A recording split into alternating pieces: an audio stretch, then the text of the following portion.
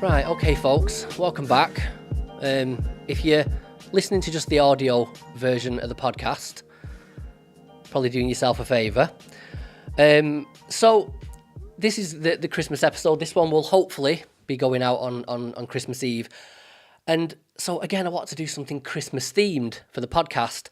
So last year we did the topic of not hopelessness, sorry, we did the topic of loneliness last Christmas, which was quite apposite. But it was, I don't know, I wanted to do something like a bit more upbeat. And so I thought, well, what might be a good idea is if we get like a famous Christmas character, one who's got issues, and then sort of maybe psychoanalyze them a bit and figure out the problems. Anyway, so I went and did a bit of Googling, and I found an article by about Ebenezer Scrooge by today's guest, and how it's sort of his character's mixed in with the psychology of embitterment. And I thought, that's perfect, Scrooge. So yeah, we'll do that. Anyway, I reached out to him.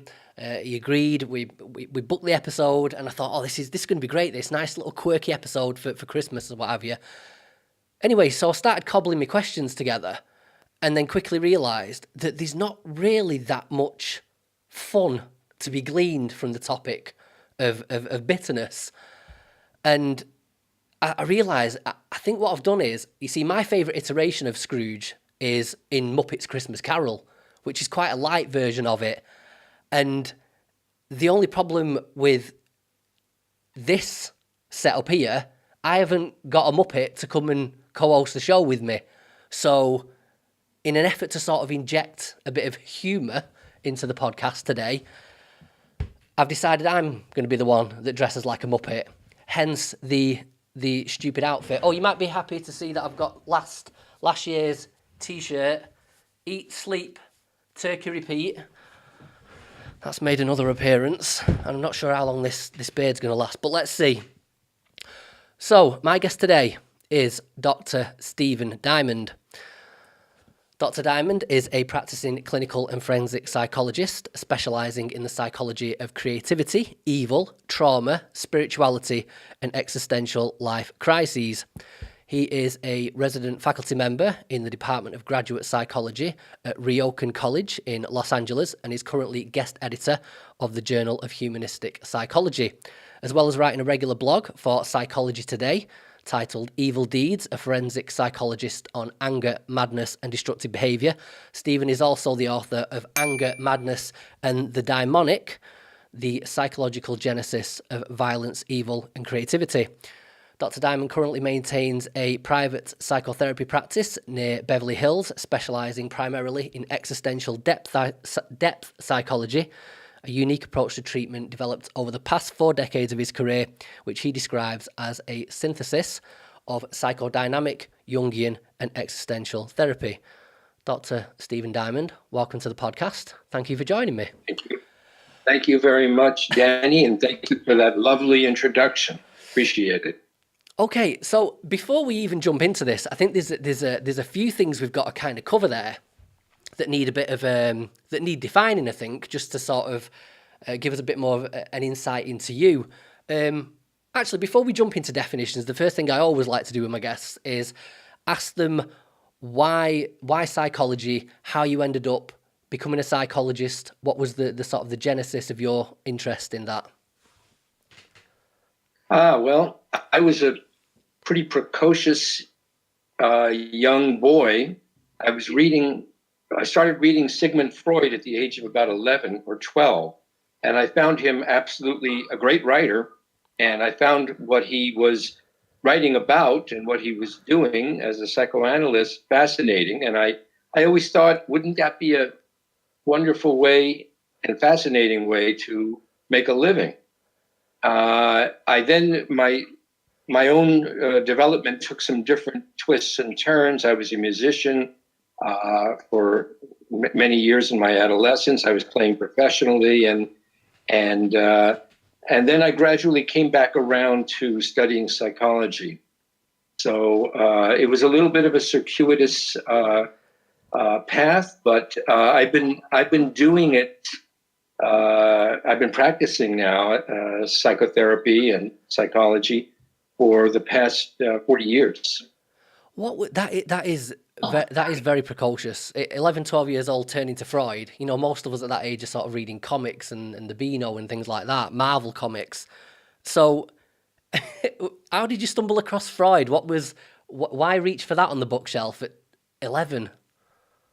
I don't know how that happened. You know, I was a reader. I liked to read, and I spent a lot of time in the library.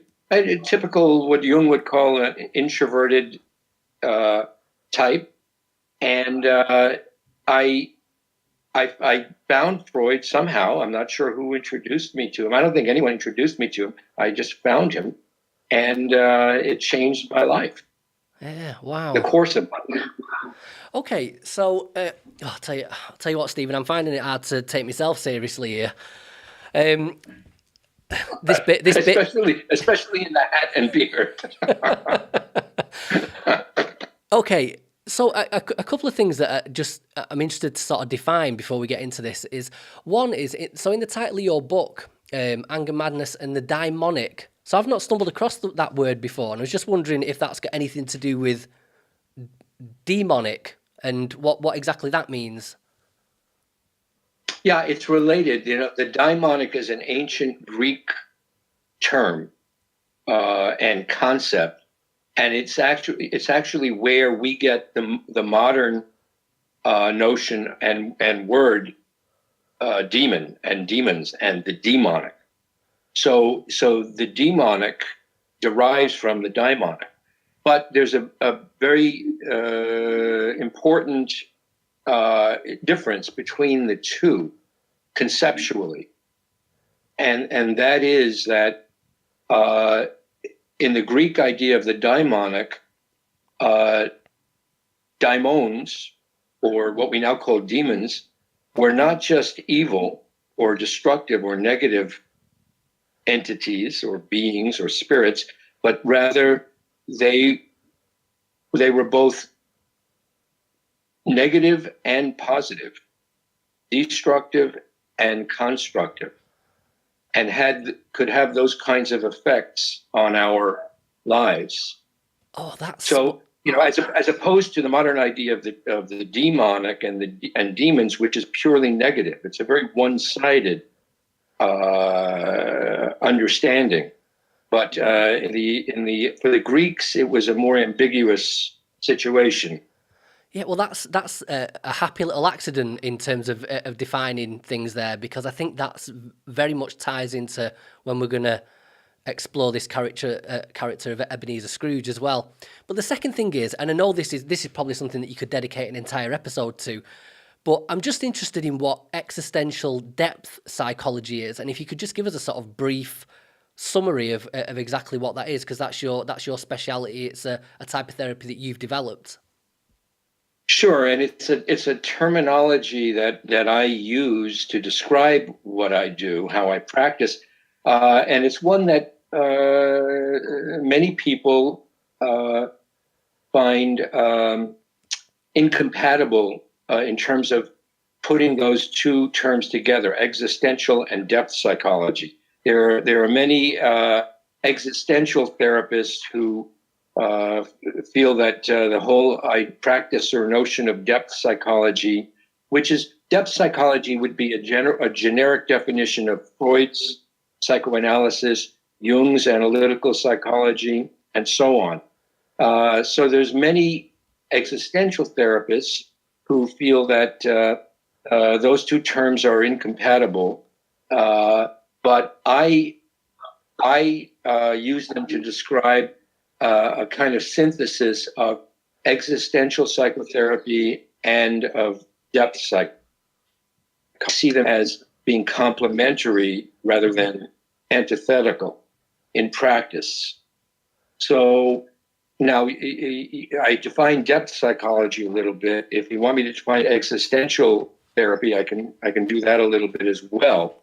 Yeah, especially the existential part, because I think, again, that's something that ties in to the story of Christmas Carol and ultimately Scrooge's sort of change in attitude. Well, yeah, you could say that Scrooge had an existential crisis at the particular point in his life when these things happened to him. This was on Christmas Eve. And, you know, in existential therapy, we talk about this idea of existential crisis, and we talk about the importance of acknowledging and addressing the reality of mortality and of death, which is something certainly Scrooge is confronted with in his experience on that fateful Christmas Eve. And we could say that in existential therapy, there's an emphasis on, rather than an emphasis on, let's say, the past and childhood issues in the way that Freud tended to focus, and infantile sexuality and so on. In existential therapy, there's more of a focus on the present, on the here and now, and how that affects the future, and also how the past might be affecting the present. So there we have those themes from the Dickens story of the past, Christmas past, present, and future. So all of these are addressed by existential therapy, and as well as I mentioned, the reality, or the given, if you will, of death, of mortality, of aloneness. You mentioned you had done your show on loneliness last year, so there's a focus on aloneness, our existential aloneness and isolation, on freedom, and on responsibility. Right, okay. So while I'm removing this beard, Stephen, because I'm getting up now and I've got my own beard, so I don't need to be wearing this one, to be honest. When I was doing a bit of research on this, and like from your article and various other places, this mention of Scrooge and linking him to modern psychology and diagnoses, the term that kept cropping up was PTED, Post-Traumatic Embitterment Disorder. So yeah, firstly, I'm wondering if that is actually a disorder that's been sort of written into the DSM, whether that's an official disorder or just a proposed one. But what I'm more interested to start off with is how embitterment is distinct from other things such as, you know, anger and depression and things like that. Yeah, a very good question. You know, and I'll get to I will address this issue of whether PTED is now included in the DSM-5, and the short answer is no. But look, embitterment, as I talk about it and understand it, it has to do with an accumulation over time of angry feelings, resentful feelings that tend to amplify over time, and tend to turn into this state of what I refer to as embitterment. Now, the term post-traumatic embitterment is not mine. Post-traumatic embitterment disorder. This was a term, a diagnostic category that was proposed by a German psychiatrist by the name of Michael Linden back in maybe about 10 years ago.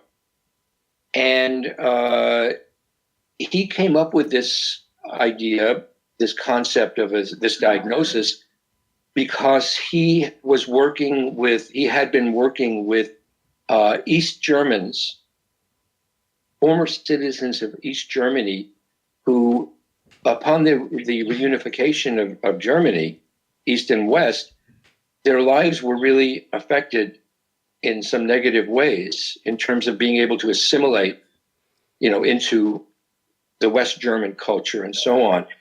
And so in working with these individuals, these patients, he noticed that there was this kind of a pattern where they had become chronically bitter and chronically embittered about what had happened to them and the way their lives had gone.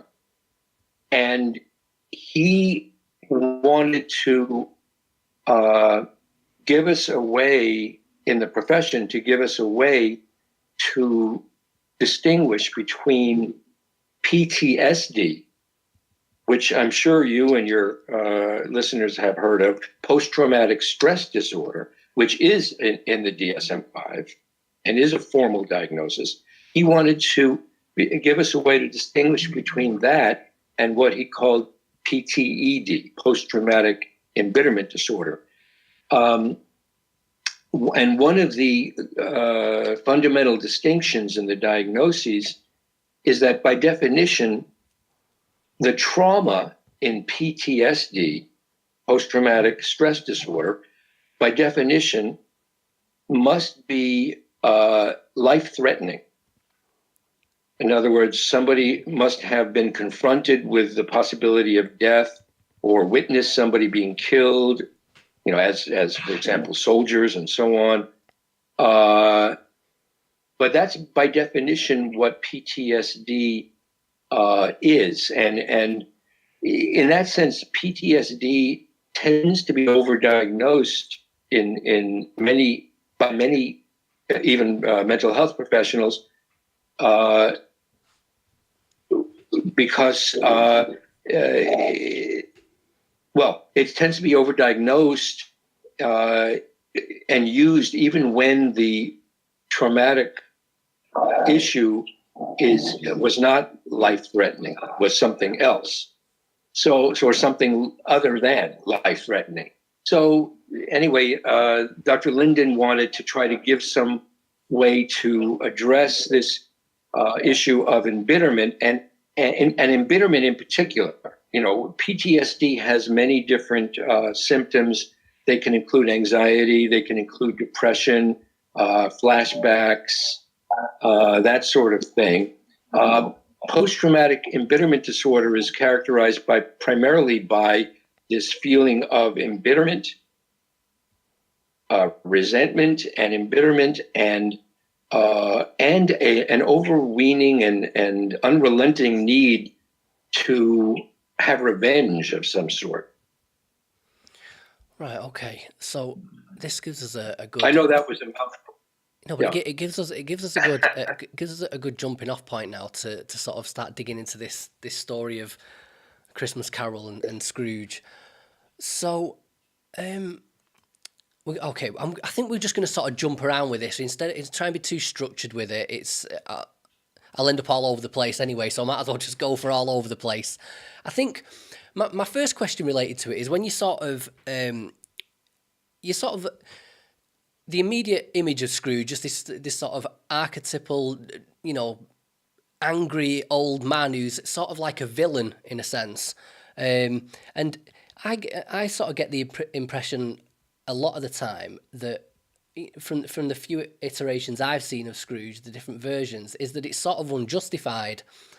But you read Christmas Carol, which is quite a dark novel, especially compared to, I think it does a better job of embodying the darkness of not just Scrooge but of Victorian England much better than any of the films do, which sounds like a snobby thing to say, that the book's better than the films.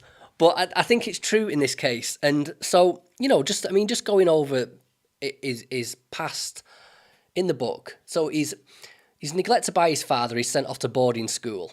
And there's a scene in there where he's neglected by his father, and the reason being that his mother died in childbirth, bringing Ebenezer Scrooge into the world.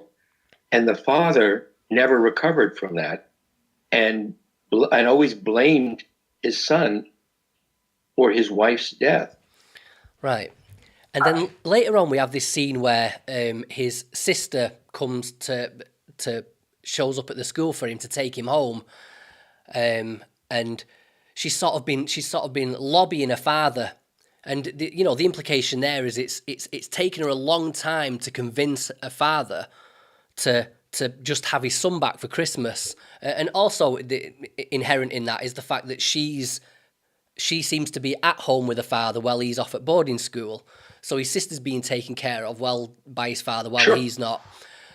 So he's got this beloved sister. Now she dies later on. So he's loses his beloved sister. She's the sister that gives birth to his nephew Fred. Exactly. And then he's later on he loses the only love of his life, Belle. Well, he loses her in the sense that he forsakes her. He walks away from her. He does. When she's suggesting to him that he now loves money more than he loves her, and that they'd be better off apart, he doesn't protest it, which is an interesting scene in itself. But all those are they're fairly tragic events. Those are sort of the big events that we dread in life, that we hope don't happen to us. So I'm just wondering, off on that basis of those things happening to Scrooge, to what extent is his embitterment justified by the time we meet him, do you think? Well, look, when we're talking about whether it's post-traumatic embitterment or embitterment in general, the idea is that there is always some kind of a trauma in someone's life. Now, it may not be life-threatening, or it may not be a literally life-threatening trauma, as is required in the diagnosis of PTSD. But there's always some kind of traumatic event that is subjectively painful and deeply wounding, and subjectively a very good reason to be angry or to be resentful. Now, and so in other words, for the individual, there is always justification in the individual's mind for their anger, their rage, their resentment, or ultimately their embitterment. And I would say that there's always some justification, for example, for a child who, let's say, has been abused or neglected or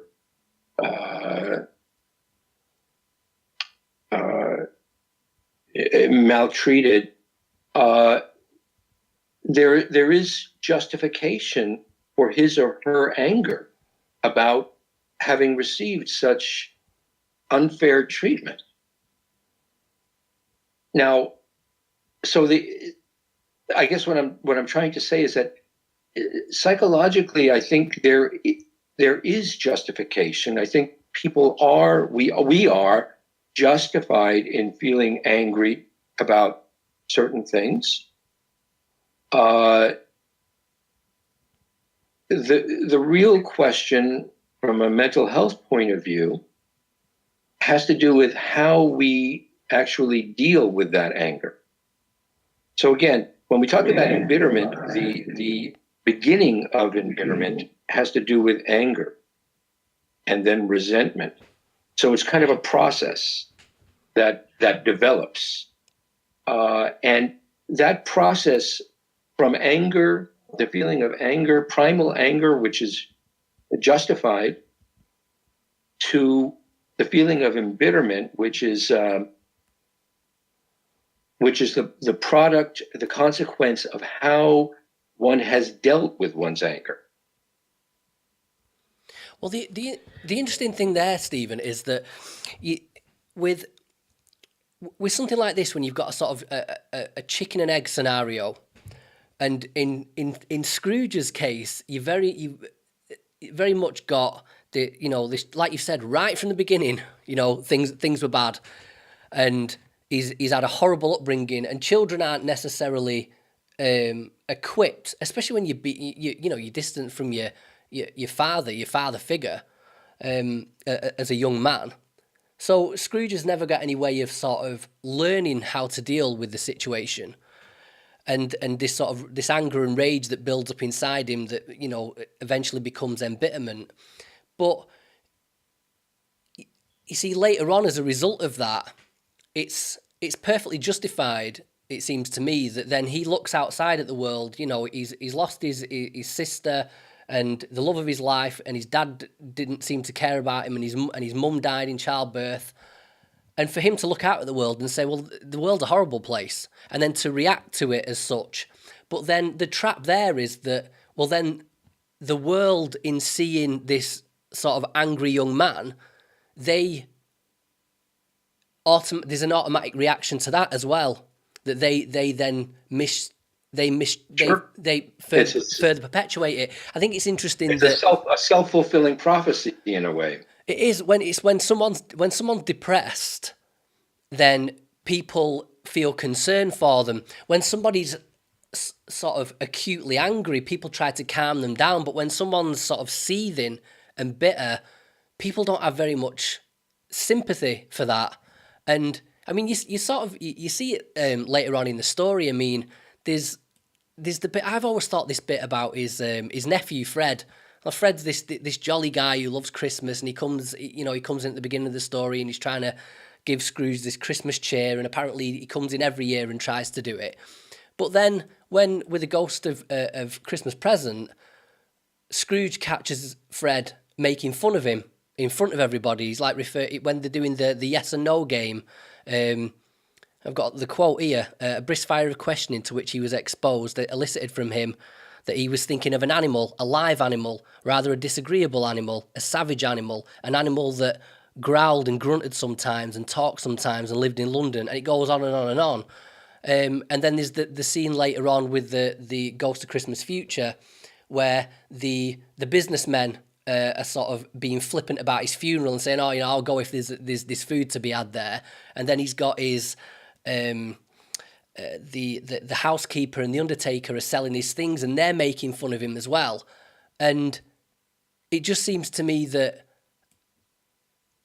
sort of cobbling all that together, I sort of feel that Scrooge is more of a sympathetic character, because that's a lot to deal with. And what are you when you're in that situation, when you are filled with bitterness about the past that's justified, but then the world's reacting to you in a way that they've got no sympathy for you, regardless of what's happened to you? How are you supposed to deal with that? He did have some sympathetic figures around him who tried to connect to him, who tried to kind of bring him into the fold of humanity, but he turned them away. He rejected them. So look, here's the thing. Certainly, someone like Scrooge had in his life certain events that were beyond his control and that were unfair and unjust, and that were no cause of his own, that he bore no responsibility for. We all have things like that happen in our lives, and I refer to these things as being our fate. These are the cards we're dealt. These are the things that we have no control over. Now, we certainly have justification to feel angry or feel resentful about these things that happen. I mean, that's understandable. Scrooge chose a certain stance to deal with these things in his life. And that's what led him ultimately in his older age to this state of chronic embitterment, as I would describe it. Now, that, again, we all have our defense mechanisms. Defense mechanisms have to do with the way we deal with our fate. And the question becomes later in life, especially during midlife and then later in life, or someone like Scrooge's case, the question becomes, is that stance that we've taken, that defensive stance, that way of coping with our fate, with these things that have happened to us, over which we had no control, is that working for us? Is that working for us now? Now, in someone like Scrooge's case, yes, he became this embittered old man. He hated everyone. He was a misanthrope. People did not like him because of that. And so that's kind of a vicious circle there. But he had lost his capacity to have joy in life and to play and to love.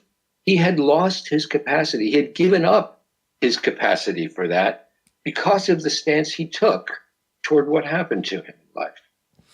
Yeah, you see. And so, yes. You see, you've got that sort of a sort of surface defense mechanism, that immediate defense mechanism of being, being nasty, being misanthropic.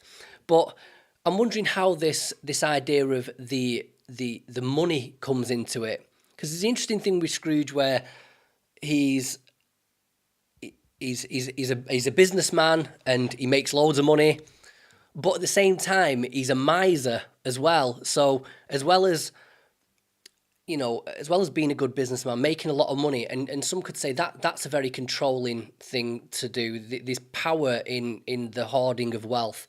I think I recall Belle actually mentioning that to him during the breakup scene, something to do with him hoarding wealth as a way to hold off the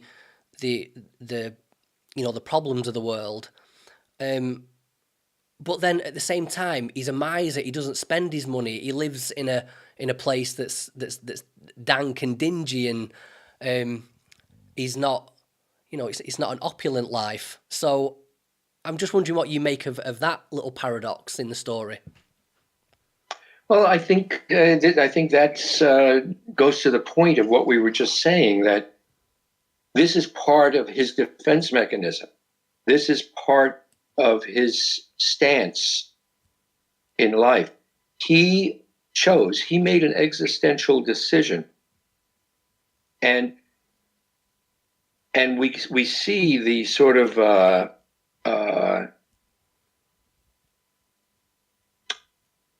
moment of that existential decision in that scene that you're referring to with his girlfriend, Belle, when he was still a young man.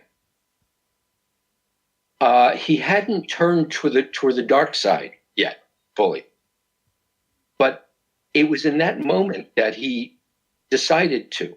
It was in that moment the moment when he basically broke up with his girlfriend. And the reason that his girlfriend broke up with him really is what happened. The reason is that she wanted him to love her and to choose her as the most important thing in his life, rather than business and money. And he chose not to do that. He chose to and became a very astute and successful businessman. But he lost the love of his life, and he never recovered from that. But that's it. But why choose miserliness over opulence? Why never spend the money? Because the money is power, so long as and you're able to control your situation. So long as you actually do something with it. With it sat there in the bank, it's got potential. But Scrooge could have gone the other way and been controlling, and had a big house and loads of women and all these things to sort of make up for the things that he'd lost. And so I don't know. I know this is all speculative, but I'm just wondering why you think he had, as I mentioned, he had lost or given up his capacity for enjoyment in life. Right. So you can have all the money in the world, but if you can't enjoy anything, it doesn't really matter. So there's no use in spending it. I think for him the more important thing was this idea of being independent, being someone who could call the shots in his own life. I mean, at least that's what he maybe was thinking he would be able to do. And he, his miserliness is a symptom of his inability to enjoy life in general, because he had given that up. He had been, when people, let me put it a little more generically, when people are wounded, what we call narcissistically wounded, he was rejected by his father. Rejected. That's very painful for someone. And when it happens at a very young age, especially before the age of 5, which is what happened in his case, it happened when he was born because his mother died and his father blamed him. So when that happens, it makes it very, very difficult for someone to allow themselves to love again and to be in relationship again. Because this primary person who was supposed to love them and who they loved, it was his father, his daddy, rejected him. This makes it very difficult later on to enter into intimate relationships and to trust people, to trust in any kind of intimate relationship. And I think that's part of what happened to Scrooge, is he kind of hunkered down. And this is what happens to people, in general, is he kind of hunkered down and decided, I'm not going to ever let myself be hurt again. And his way of doing that was to hoard money and hide behind being his wealth and his success, and but be alone, choose to be alone. Right. So there's a couple of interesting sort of chinks in his armor, I guess, where the not so embittered, or the Scrooge that has the potential to be caring and happy sort of comes through. We'll hold off on the more obvious one. So the one scene in there is when the Ghost of Christmas Past takes him back to his school days. He immediately lights up, and he's giddy at seeing all these old people that he went to school with as kids. And I've always found that a bit of a confusing scene. I've not really been able to sort of interpret what that means. I'm wondering what that is about, because it was his past. It's as a direct result of his past, and particularly at school, which was a time of loneliness, that led to this embitterment in the first place. So I'm just wondering how that past and that sense of nostalgia or whatever manages to break through that regardless. Manages to break through that embitterment, because it's, like I say, it was that past that made him the way he is. But then immediately on, I think it might be the first time in the book we actually see him light up. He lights up immediately at the sight of these the Yeah, kids that he used to go to school with. yeah. And it demonstrates that the potentiality is still alive in him for being able to feel such things and to take joy in life. You know, he's reminded by the spirit of Christmas past, the ghost of Christmas past, who takes him back to his school days. He's reminded of his school days. Now, he at that time wasn't fully embittered. He, even with Belle, he was on the fence. That's why I say that was a very momentous scene, because his life could have gone either way at that point, depending on the choice that he made, the existential choice. Now, another way to talk about what happens to people is to talk about one's inner child, if you will. When one is abused or neglected or traumatized or hurt as a child, one tends to hide away this inner child and to protect it so that it won't be hurt again. And in that way, one loses touch with one's inner child. This is what happens in most adults. Most adults tend to lose touch with their inner child, don't even know that they have one. And this is part of the reason they have certain problems that they come into therapy to address. So I think going back into the past like that for Scrooge, it sort of reanimated his inner child and his inner capacity to take joy and to play, which he had been removed from for so many years.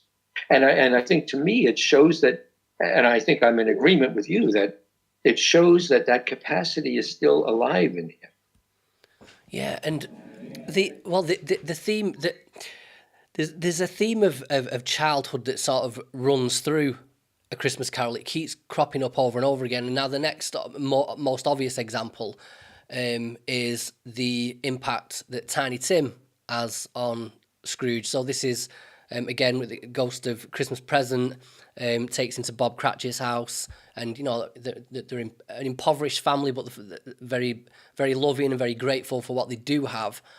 Warm, yes. Mm-hmm. And so we've got Tiny Tim, who's this sick child, and again, very early in the story, when the two guys come from the charity to collect money, and Scrooge says to him that is there no prisons, no poorhouses for these people to go in, and the guy says, well, some of them would rather die, and then he says, well, if they'd rather die, then they better do it and decrease the surplus population.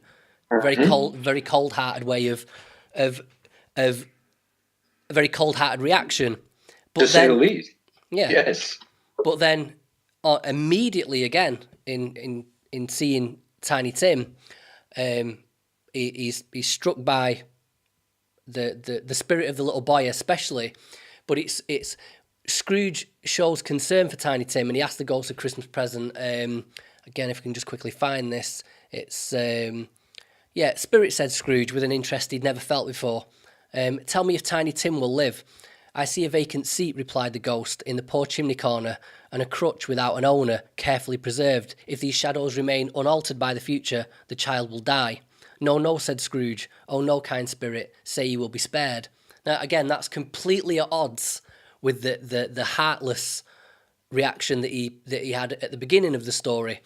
And so again, there's some glimmer there of concern. There's some glimmer there of caring for this little boy. Yeah, I'd say it's more than a glimmer. I think it's a fairly acute example of it. I'm just wondering what it is about Tiny Tim in particular you think that manages to sort of get that reaction out of him. Well, I think in part it again harkens back to his own childhood and his own struggles as a little boy, and maybe some kind of identification with Tiny Tim. You know, to me, the story, the Scrooge story, and I want to mention also that what we're talking about, this pattern of embitterment, which is something that we see today quite a lot in people, in patients. I refer to this as the Scrooge syndrome. The Scrooge syndrome.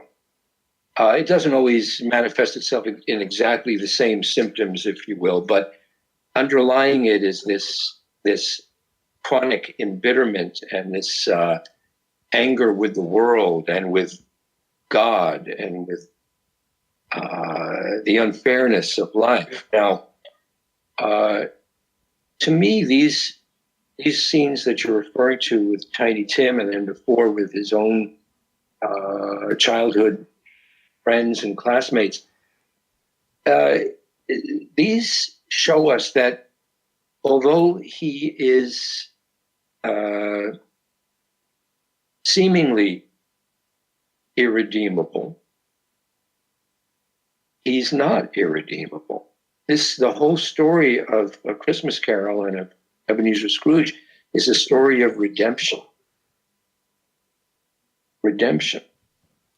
And he would not be able to be redeemed as a human being had he completely been bereft of any kind of capacity for empathy, let's say for Tiny Tim, or joy at seeing his childhood pals and schoolmates. So to me, that's what these scenes are about. See, I was wondering whether it has anything to do with maybe that, whether embitterment is effectively, is it that embitterment is a thin veneer over an otherwise, sort of an otherwise potentially infinitely happy soul, so to speak? Or with that scene in Tiny Tim in particular, is it just that the impact of seeing, children embody innocence and purity, and as well as being representative of our own inner child, they are by themselves innocent and fun and funny, and there's something endearing about children.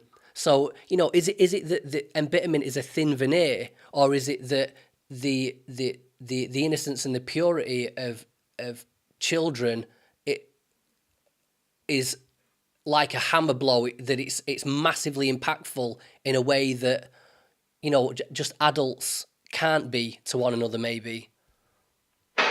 Yeah, I would say both. For me, both are true. The veneer, or what Jung referred to as the persona, the embittered persona and the Scrooge-like persona, these can run deep and can be very chronic, but you can also think of them as a shell, a protective shell, and they can be cracked. And this is part of what we try to do in psychotherapy, is try to get to that part of the human being that is still innocent, if you will, that is still childlike, that is still able to feel things deeply and to love and to care. But as I mentioned, that part is walled off in the same way. Let's say in tuberculosis, there's the bug that causes tuberculosis. The way the body defends it is to wall it off, create a capsule, encapsulate it within the lungs, and so that it's not active, but it's still there. The germ is still there and still alive. So I think this is what you're alluding to, and these scenes allude to, is that there is still life in this embittered old man. And that where there's life, there's hope. There's still, therefore, the capacity for redemption. Yeah, and I think Tiny Tim sort of serves as Scrooge's antithesis as well, doesn't he? Scrooge is old, he's young. Scrooge is rich, he's poor. Scrooge is healthy, so far as we know. Tiny Tim isn't, and yeah, I don't know. I find that an interesting sort of, I don't know. I was going to say like a Freudian reflection or something going on there. I don't know enough about Freud to make that sort of statement. But Freudian in what way do you mean? I don't. Well, you see, Stephen, the difference between you and me is you actually know about Freud and Jung. Oh no, you don't have to know about. I just mean, in what way do you mean? What is the reflection? You don't need to cite Freud. I think it's just. I think when you say something's Freudian, it's just a sort of layperson's way of giving a psychoanalytic angle to an opinion, I guess. Mm-hmm. Mm-hmm. Yeah. So there's something, but you're saying there's something deep psychologically, that something profound that Tiny Tim represents in a way for Scrooge. He's the exact opposite. I mean, you could go on with more. You know, he's grateful and Scrooge isn't. He's humble and Scrooge isn't. He's kind and Scrooge isn't. He's innocent and Scrooge isn't. And it's almost on every single facet of his personality. Tiny Tim is the opposite, and it's that what I find interesting is everything that Scrooge is lacking, Tiny Tim possesses. Exactly. Exactly. He speaks. I think Tiny Tim, in that sense, speaks to this part of Scrooge that he had left behind so long ago, but was still alive. Well, I suppose what's interesting there, though, is, I mean, we're jumping right to the end of the story. It says, Scrooge became like a father to Tiny Tim. But in that sense that we're talking about, it seems like Tiny Tim is everything that Scrooge needs, but Scrooge is nothing that Tiny Tim needs except money, maybe. But why do they, when you read that line that he became like a second father to him, there's something heartwarming about it, but I can't quite put my finger on it, because when you think of it from that perspective, from a macro perspective, there's not very much that Tiny Tim needs from Scrooge besides the money.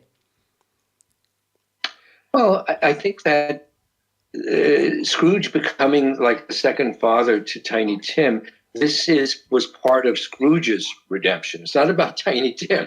It's about Scrooge. Now, as it happened, Scrooge may have saved Tiny Tim's life because he was able to get the proper medical care and so on and so forth. He was able to help with that. So as it happened, that may have been the case, that his intervention prevented Tiny Tim from dying prematurely, which was prophesized in the Ghost of Christmas Future. Now, but again, to me, it's more about Scrooge and about his redemption. He regained the capacity to really care and to express that capacity. The potentiality might have been there. That's why I call it a glimmer, only a glimmer. But in his redemption, on Christmas Day, after the night of his transformation, he regained the capacity to love and to care and to express that love and care and to join the human race again, if you will. Yeah. to be part of the human community again, to choose to be. Again, this is, existentially speaking, this is where the freedom of choice comes in. To choose to be, to exercise the capacity that he still had, the human potentiality. And so, becoming the father to Tiny Tim, he was able to love him and care for him and give to him what he could. And that had some positive influences on Tiny Tim's life. It had positive influences on Tiny Tim's father, Bob Cratchit, and his life, because he gave him a raise and he decided to help the family and so on and so forth. All of this is the outcome of his miraculous and extremely impressive transformation on this Christmas Eve. Now, I think we need to talk about that. I'm hoping we will talk about that. We're definitely going to talk about that. Yeah, that's what we're coming to now. So, we get to the Ghost of Christmas Future, and there's two sort of themes I've identified in this that I want to explore. The first one, before the big one, is so when say we've got the scenes of the businessmen making fun of him, being flippant about his funeral. And his possessions are stolen by his housekeeper, his undertaker, and his laundress. And then there's a young couple sort of celebrating his death as well, because they're not going to owe the money back anymore, or the debts have gone down as a result of Scrooge dying. And so, he's bearing witness to all these people who either don't care about him or making fun of him, and are glad that he's gone. And in the book, in all the films, that scene is where Scrooge is starting to really be sort of broken down, and it's this idea of legacy, and I'm wondering why legacy matters so much to people, and how embitterment is sort of tied up in this. And just to put a bit of a personal spin on this, Stephen, one of the things that I continue to struggle with to this day from my own history is, I hate repeating myself, especially for listeners that have been listening since the beginning. You know my story. I had a business. I went bankrupt. But I haven't heard it. Well, you haven't heard it, of course. So I attribute the genesis to my anxiety problems and depression and things to losing my business. So I had a business in my early 20s. I didn't run it very well. I ran it well for a bit, made it bigger, then got reckless and ended up going bankrupt. Feel very humiliated, embarrassed by it, and it was all sort of downhill from there. And for me, even at the age of 36, I still struggle with the idea that I ruined my story, that my legacy is that I had my shot and I've ruined it, and there's sort of no going back now. And people say, oh, don't be silly, you're only 36, you've got your whole life ahead of you, which isn't guaranteed, for one. But existentially speaking, that's true. Yes. Yes. And I've always described it like, I use the analogy of my favourite TV show in the world is Dexter. I don't know if you're familiar with it. Now, there's in his story, so he's a benevolent serial killer. He needs to kill people, so he kills people that deserve it, other killers and gangsters and things. And so he sort of does that at night time, and then in the day he works for Miami-Dade police as a blood spatter analyst, and he's got a family life, and he's got this wife, Rita, and she's the perfect, and that family situation is the perfect counterbalance to his otherwise horrendous life. And in season 3, I think it was, they killed Rita off, and it never. The series was always great. It was always good, but it was never great again.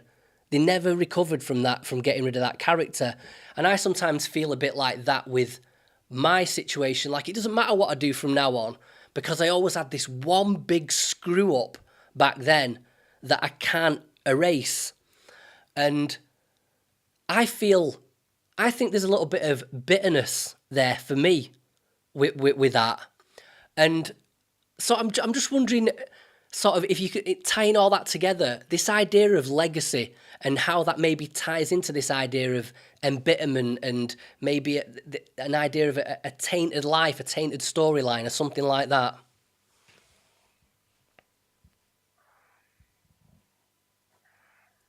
Well, let me reiterate and bring us back to this theme of redemption, because this is so important to the story, to the Dickens story, and to this is the experience of Scrooge. Scrooge experienced redemption at an advanced age. I don't recall exactly how old he was supposed to be in the book, but he's well into his 60s, I believe. So one lesson there we can take from the Scrooge story is that it's never too late for redemption. Now, what is redemption about? What does redemption look like? Well, for Scrooge, he had to let go of the past. He had to let go of his embitterment, of his resentment, of his anger, of his hatred for the human race and for life. He had to let go of his rage about what happened to him in the past. He had been hanging on to that. And that hatred is what informed his adult life. That embitterment is what informed his persona. So in order to be redeemed, he had to let go of the past, and he had to learn to live now in the present and to look toward the future. But why does it matter to him what these people think of him? These people that they don't like him and he doesn't like them, but the legacy he leaves behind, the memories that he leaves behind, regardless, has a massive effect on him. And why care about legacy when you're not going to be around anyway? And especially when your legacy is being carried by people that you didn't like in the first place. Yeah, I think at least two things about that. First of all, I think that part of what was happening there, as you put it earlier, was part of the breaking down process of his defense mechanisms, was seeing how people really felt about him and his persona. Okay, so I think that's part of what those scenes are about. Really seeing how the kind of impact he had made on the world, or lack thereof, and how people did not care about him one whit, and in fact ridiculed him and despised him.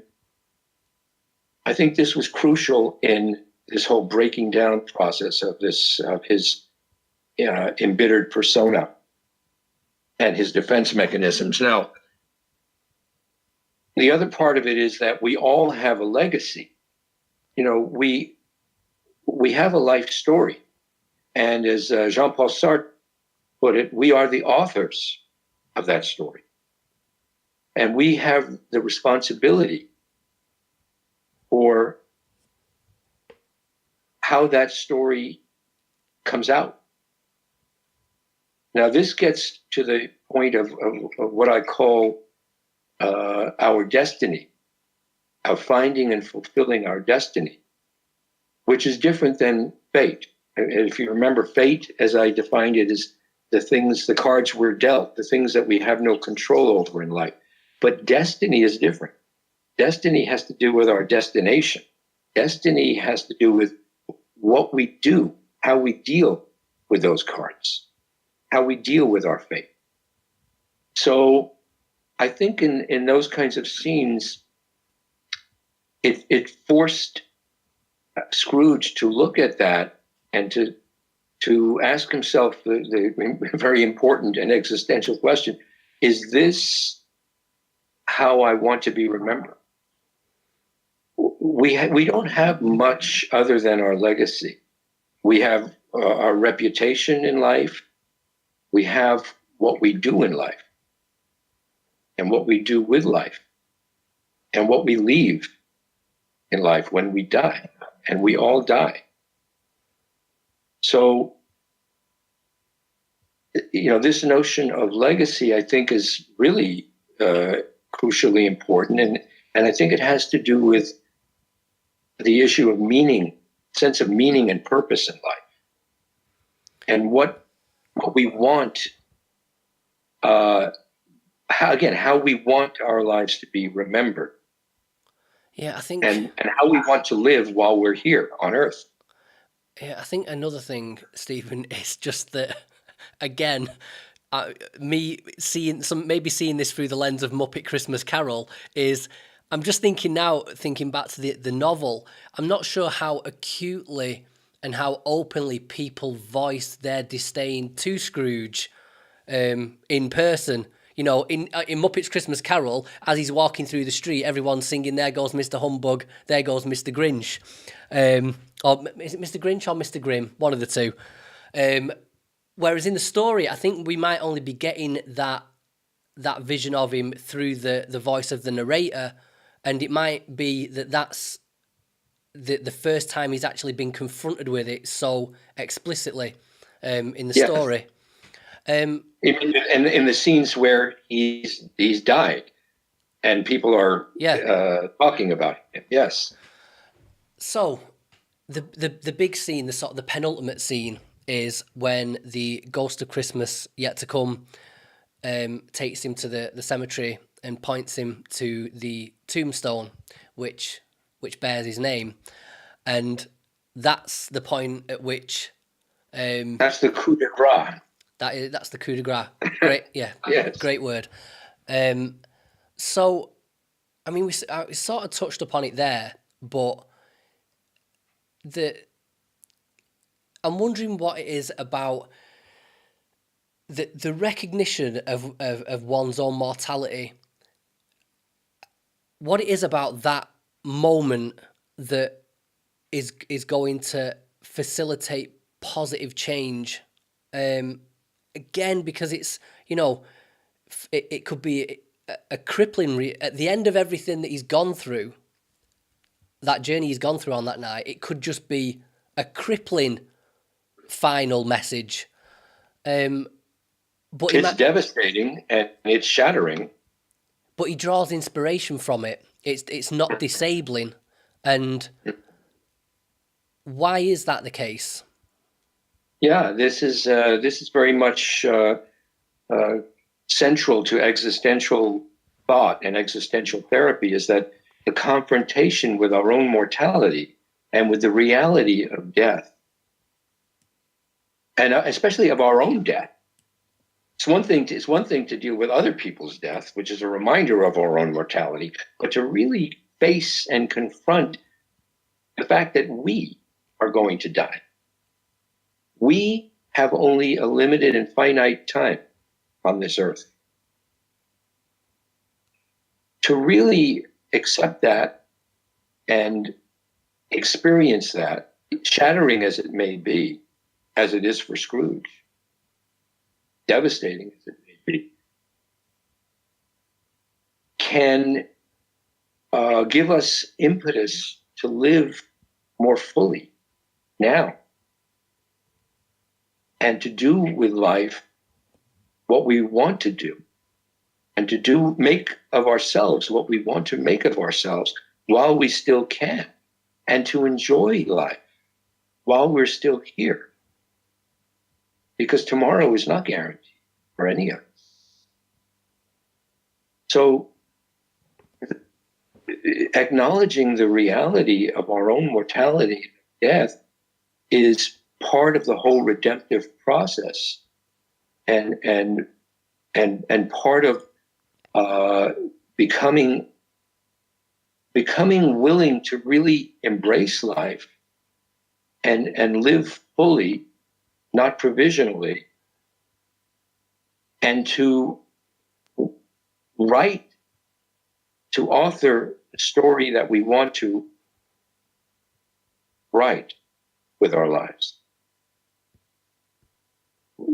Scrooge, in that scene, and by being confronted so brutally in that death scene of his own death, it's kind of like a shock therapy. He's finally ready to choose to live again and to change his life from the way he had been living. Do you think there's any... And to realize that he doesn't necessarily have all the time in the world to do that. That needs to begin right now. Do you think the message there is in any way sort of tainted by the fact that it's not a realization that Scrooge comes to sort of voluntarily? Early on in the story,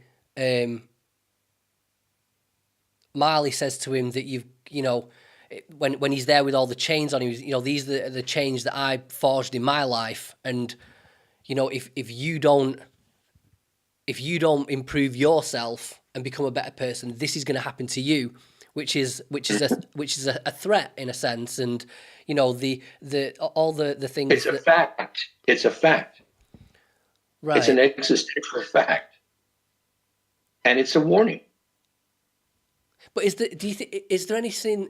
There's something about it that strikes me as coercive, which isn't necessarily a bad or a good thing, but that it's only through that coercion that Scrooge becomes a good person. It's not that he just decides to be a good person anyway. Yes, and let me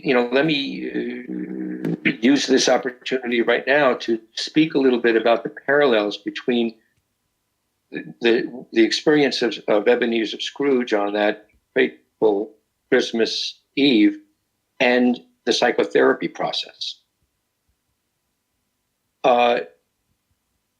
Generally speaking, people don't change or find redemption easily or willingly. More times than not, someone is coerced, if you will, by circumstances, or by life, or by some inner experience, to come into therapy and to work on these issues. Okay, and to try and address these demons, these ghosts, these spirits, to try and liberate themselves from these chains that they themselves, or that we ourselves, have forged for ourselves, and that inhibit our freedom. So this is not typically something that we willingly and voluntarily undertake. We're almost always forced into it. Now, this is why C.G. Jung talked about the unconscious as being compensatory to consciousness. In other words, the unconscious is trying to help us to become more balanced and more whole. And the unconscious contains that which has been excluded from consciousness, and also his idea of the shadow, which contains that which has been excluded from the persona, the conscious personality. So, for example, when someone comes into therapy, typically the reason more often than not is because they're suffering from some kind of a symptom, some kind of painful experience or painful suffering. And in a sense, that symptom is the unconscious coercing this individual. This is one way of looking at it, certainly from a Jungian point of view. It's the unconscious coercing or forcing the individual to become more whole, to work on these things, to become more conscious. Now, what happens to Scrooge on that night is very similar to what happens with people in psychotherapy. We can think of these visitations as a series of dreams. Dreams can be very, very realistic, as you know. And subjectively, they are reality. They are their own reality, the reality of the inner world, the reality of dreams. And we can think of these visitations as either waking dreams or hypnagogic, between sleep and waking for Scrooge, or nightmares. But in any case, dreams are, again, from a Jungian standpoint, dreams are messages from the unconscious. They are attempts by the unconscious to communicate with consciousness and to help us along the way, to help us toward redemption, to help us become more whole and balanced human beings. So we can think of these visitations by his ex-partner Marley, and by the ghost of Christmas past and of present and of future as dreams that Scrooge experienced, and very powerful dreams that had a tremendous impact on him, and dreams that he initially he tried to dismiss the importance of. Oh, this visitation was just or dream, if you will, was just the consequence of a bad undigested bit of beef. Yes, he says. You see, so this is a way that people have of dismissing the unconscious and the value of the unconscious. And this is exactly what Scrooge does initially. But eventually, he gets to the point where he is willing to take the unconscious, the message of the unconscious, seriously. And that choice to take it seriously and to pay attention and to obey, if you will, is what leads to his redemption ultimately.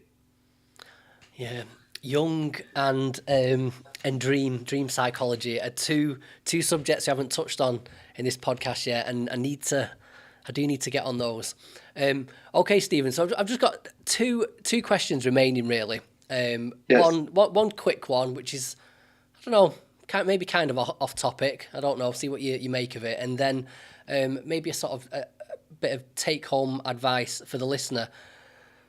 So the first one is, I'm wondering what you think is the psychological significance of this story being set at Christmas, because effectively this could have happened to Scrooge on a Tuesday night, and on any Tuesday night, and then by Wednesday morning, he'd had his revelation and changed his life.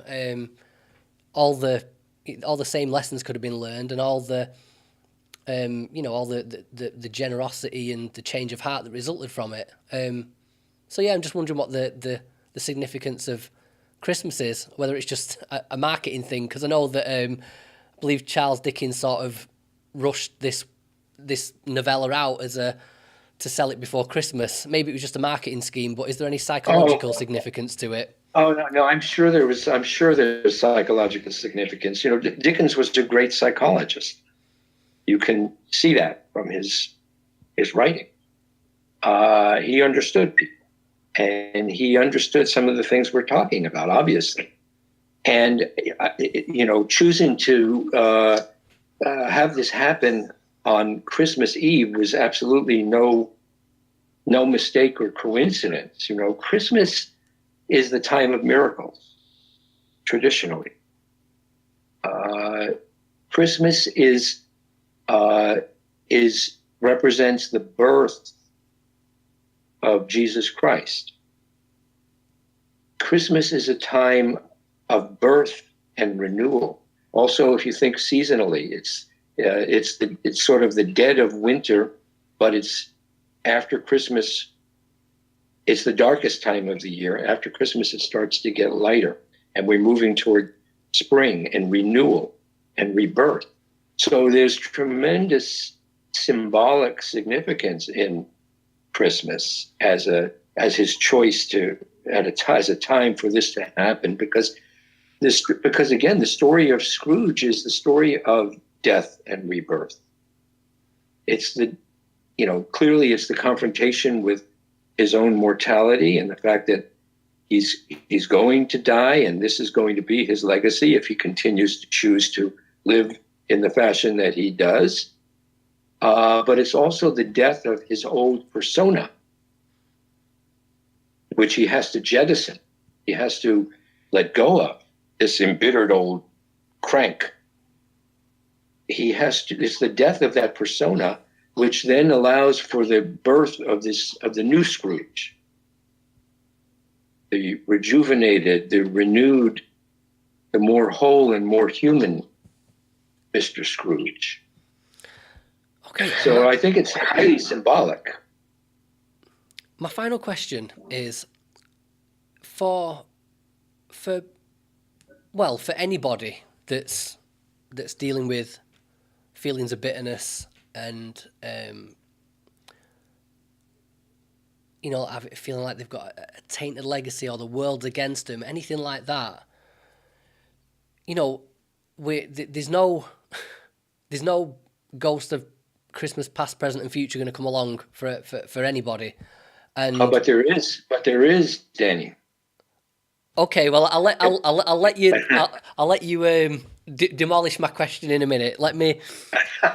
I don't want to demolish it, merely to discuss it. Well, it's the point I'm trying to make is that in a literal sense, those ghosts aren't going to come along, and how you were saying before in this idea of even if you take them from the perspective of the Freudian perspective or the Jungian perspective, that these are dreams. Whatever the case is, we can manufacture those. You can't even manufacture your own dreams to have this revelation.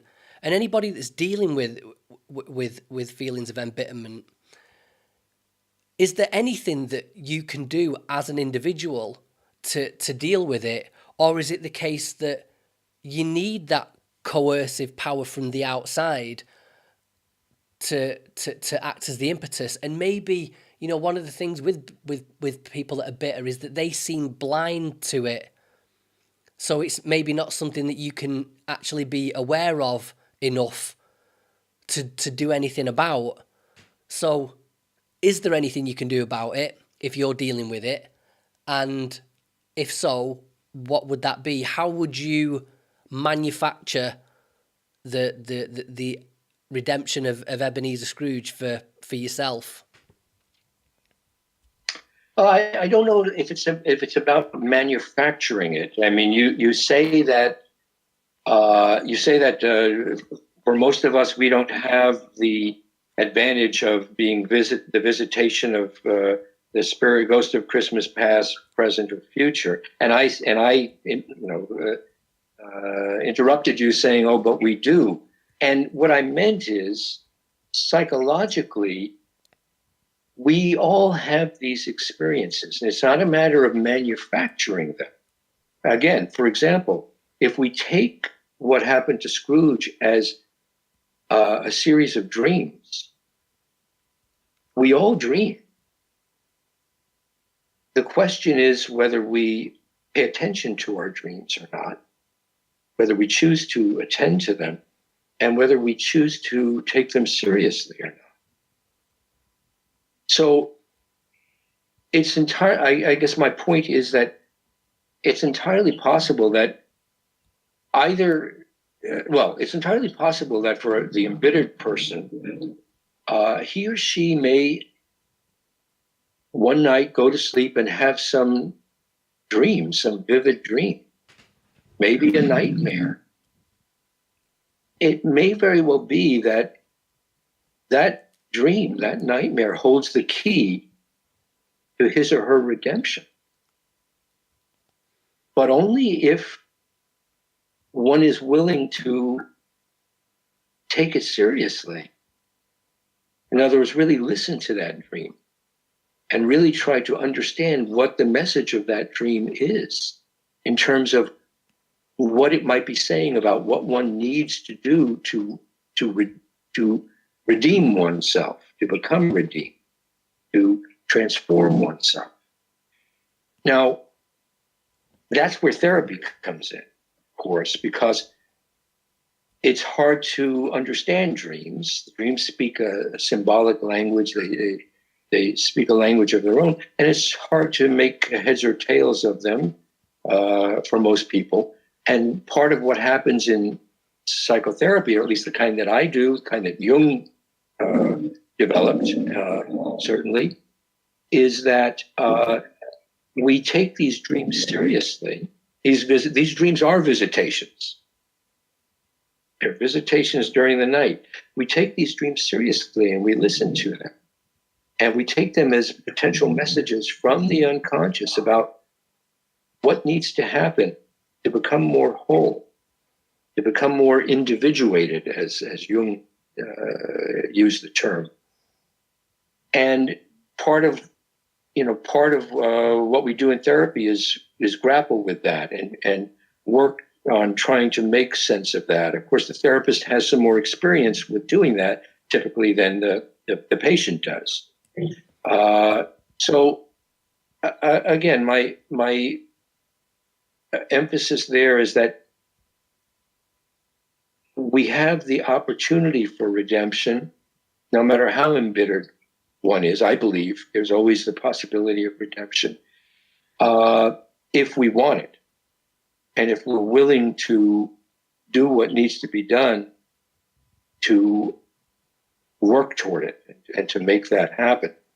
And part of that is we need to listen to these spirits that come to us at night in our dreams or in our waking thoughts, or we need to also look at situations that might arise in our lives and try to understand what the implications of those are about, how we're living and what we need to do to live more fully and more satisfactorily. So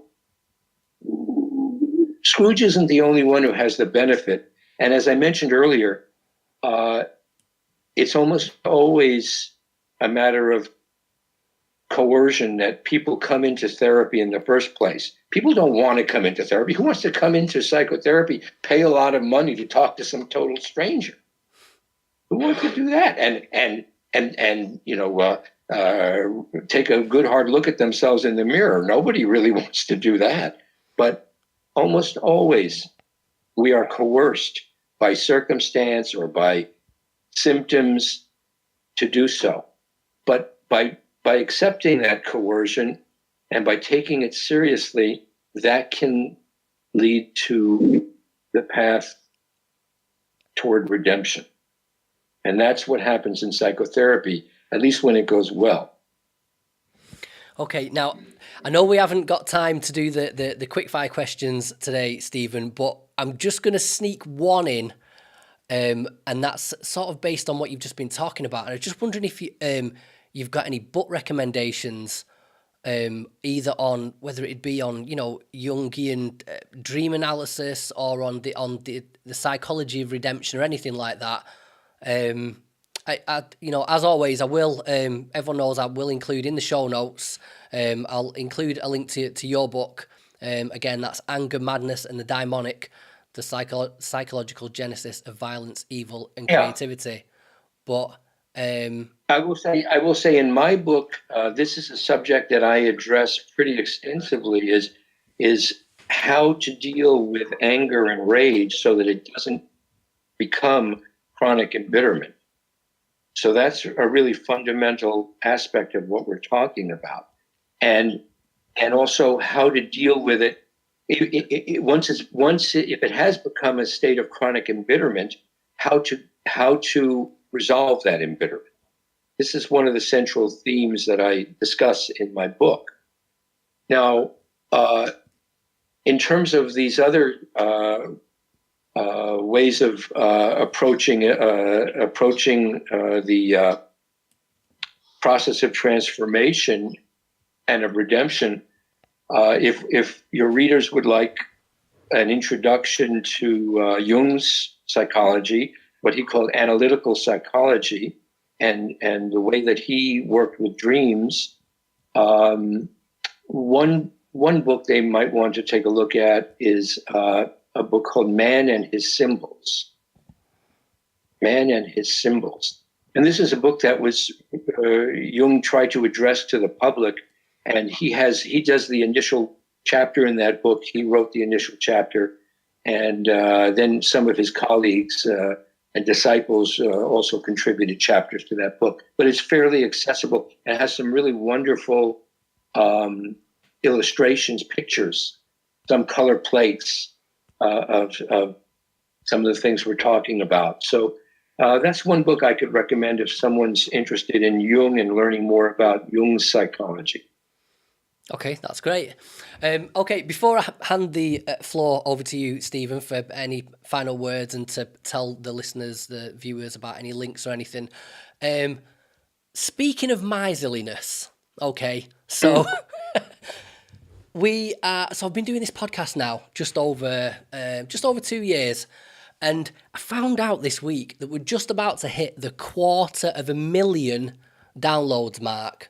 Okay, which in the grand scheme of things, up against people like Joe Rogan, I know that's nothing, but in the mental health and psychology sphere, it's not too shabby. However, listeners, viewers, of those 250,000 downloads, we've got 12 reviews on Facebook and 3 people have reviewed the podcast on iTunes. So I'm going to be cheeky now and ask my viewers and my listeners for a little bit of a Christmas present for me. And if you feel like you've got any value whatsoever from this podcast over the past 2 years, it would mean the world to me this Christmas if you would just take a moment to go drop us a review either on Facebook or on iTunes. It helps us with the search rankings, brings other listeners in, and just helps to build the community. So don't be a Scrooge this Christmas. Anyway, while we've got on Prime, Stephen, their ears pricked up now. They're in buyer's mode. If you've got any links you'd like to direct the listeners towards, any projects you're involved in, website, anything like that, please take it away. Your listeners, if they want to, they could have a look at my website, which is www.drstephendiamond.com. So they're welcome to go and have a look at that website, and I talk a little bit about these sorts of things there. As I mentioned, I address this issue of the problem of chronic and unresolved anger and rage and resentment in my book, Anger, Madness, and the Daimonic, which is available in paper. It was published in 1996 by State University of New York Press, but also I did a slight revision of it and published it as an ebook about 5 years ago. So it's also available at Amazon. I think it's about $10 at Amazon, maybe less. So that would be as an ebook. So welcome to have a look at those, and also at my blog at Psychology Today, which is called Evil Deeds, and it talks about It talks about the evil that people do, but I think it's also equally important to discuss, as we did today, about the possibility of redemption, even in the most evil, even in the purveyor of the most evil deeds. Is there a possibility of redemption? I think there is. Right, okay. As always, I will include links to all those, Stephen's website, the book, and the blog on Psychology Today. They'll all be in the show notes. So, in the meantime, Dr. Stephen Diamond, thank you very much. Danny, a very important subject, and I'm glad that we had the time to go into it in some depth. And I hope your listeners and viewers enjoyed it and were able to take something for themselves from it. And I'd be very happy to talk with you again anytime you like on whatever subject you like. That's great, Steve. You dropped yourself right in it there, but thank you very much. Oh, and God bless us, everyone. And keep up the good work.